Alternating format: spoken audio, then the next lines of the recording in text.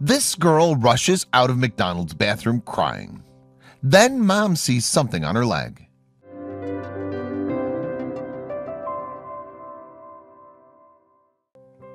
Crowds of hungry customers stand and stare as 4-year-old Kayla runs over to her mom. Tears are streaming down her face and she hysterically sobs into her mother's arms. Nicole, Kayla's mom, comforts her daughter. "What's the matter?" Nicole frantically asks, but Kayla can't speak. She just sobs, sounding like she's in pain. But then Nicole sees it. There's something on her leg. Earlier in the day, New Year's Day to be exact, Nicole and Kayla decided to spend the sunny day at the park, followed by some food at Kayla's favorite restaurant, McDonald's. Locking the front door, Nicole turns to Kayla. "You ready?" she asks as she holds her hand. Together they walk off, not knowing what's in store for them. Arriving at the park with the piercing sun shimmering down on the mother and daughter duo, Kayla runs towards a roundabout and begs her mom to spin her. She does, and Kayla's excited giggle echoes throughout the play area. Nicole's phone starts ringing and she answers it, while Kayla gets off the roundabout and makes her way to the slides. Suddenly, Nicole hears a scream. It's Kayla. Nicole turns around to find Kayla had fallen and grazed her hand. "Oh no," says Nicole as she comforts her daughter. "Can we get food now?" Kayla asks in between sobs. "Sure thing," Nicole replies, and they set off for their local McDonald's restaurant about 10 minutes away. Little did Nicole know she should have gone somewhere else for food. Arriving at McDonald's, Nicole and Kayla walk into the restaurant to find a handful of people spread out over the polished green tables. Nicole notices a group of teenagers in the corner. They're listening to music while sipping on their drinks. Two of the teenagers suddenly look at Nicole and her daughter and snicker. What was their problem? After what seemed like forever, Nicole was finally at the front of the queue. She orders their food and tells Kayla to go wait at the table in the corner. Kayla walks off and sits by herself at the table while watching a YouTube video on Nicole's phone. But then suddenly a piercing scream is heard. The group of teenagers there sat in the corner of the room had started a fight. The teenagers yell at each other and Nicole walks over to Kayla and comforts her, trying to distract her with the YouTube video. Members of staff eventually break up the fight and kick them out. But two teenage girls were still sitting at the table. The smell of burger and fries linger in the air as Nicole and Kayla tuck into their well-deserved lunch. Kayla was eating a Happy Meal while her mom nibbled on a chicken burger and a few fries. All of a sudden, Kayla looks at her mom with a serious yet innocent look. "I need the toilet," she whispers. As she finishes the last bite of her cheeseburger, Kayla wipes her hands and gets up to go to the toilet. When she walks over, she notices the lock is shut. There must be someone in there, she thought. She looks back at her mom, who gives her a smile. Suddenly, she hears something. It's coming from inside the toilet.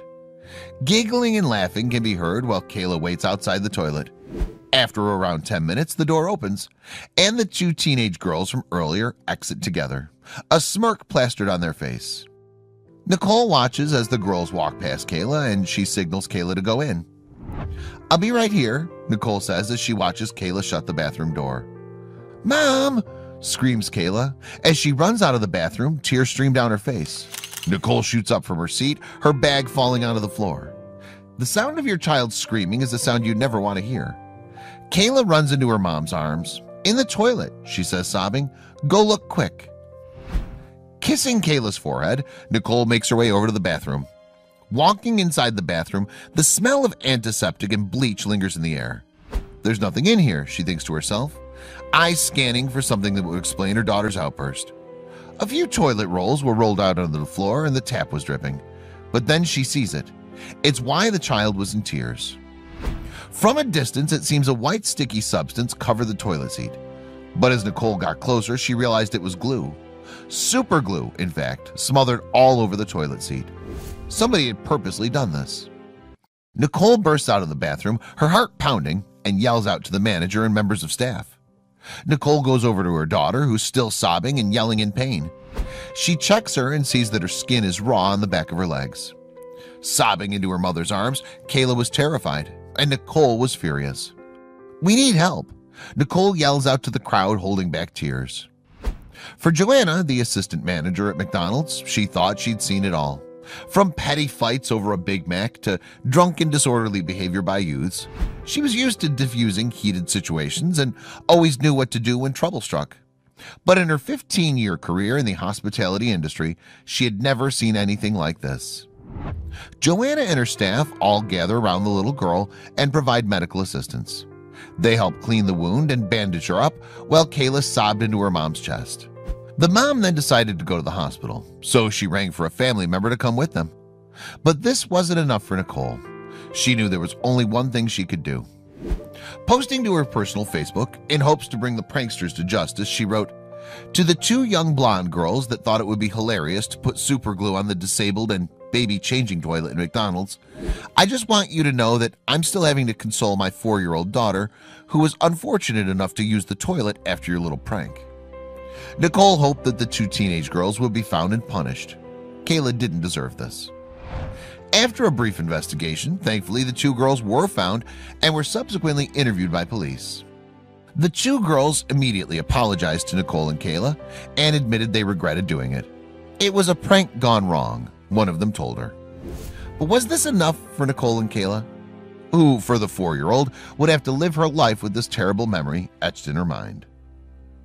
Hearing the news that the police had subsequently taken appropriate action against the girls, Nicole lets out a sigh of relief. It had been a few weeks since the incident, and the events of that day still plagued her mind. She watches as her daughter plays with her Barbies. Finally, some justice, she thinks while clutching a cup of tea. She takes a sip before smiling to herself and watches as her brave little girl carries on playing. Wow, what a story. This story just goes to show that although pranks can be a fun way to trick your friends, they can also result in some pretty severe consequences.